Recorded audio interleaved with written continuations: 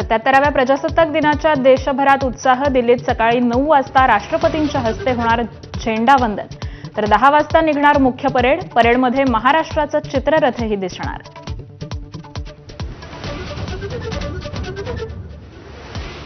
मुंबईतील शिवाजी पार्क मैदानावर होणार मुख्य शासकीय ध्वजावंदन. मुख्यमंत्री देवेंद्र फडणवीस उपस्थित राहणार. उपमुख्यमंत्री एकनाथ शिंदे ठाण्यात, तर अजित पवार पुण्यात करणार झेंडावंदन.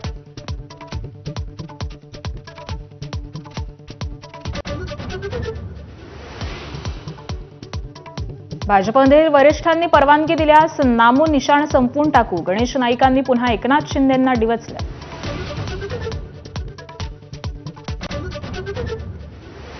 धाराशिवमध्ये भाजप आणि शिवसेनेत वादाची ठिणगी. भाजपनं केलेल्या एबी फॉर्म वाटपावरून शिवसैनिक आक्रमक. राजन साळवींवर आरोप करणारी ऑडिओ क्लिप व्हायरल.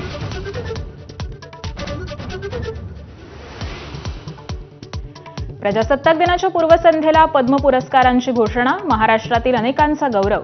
लोकनाट्य कलाकार रघुवीर खेडकरांसह वारली संगीतकार भिकल्या लाडक्या धिंडा, कृषी क्षेत्रातील श्रीरंग लाडांचा पद्मश्री पुरस्कारानं सन्मान.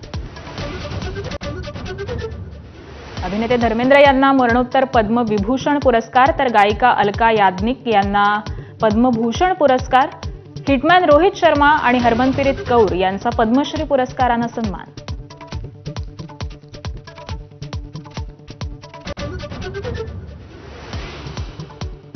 बांगलादेशची बाजू घेत T20 विश्वचषकावर बहिष्कार घालण्याची पाकिस्तानची भाषा. मात्र आयसीसीच्या इशाऱ्यानंतर पाकिस्तान वठणीवर.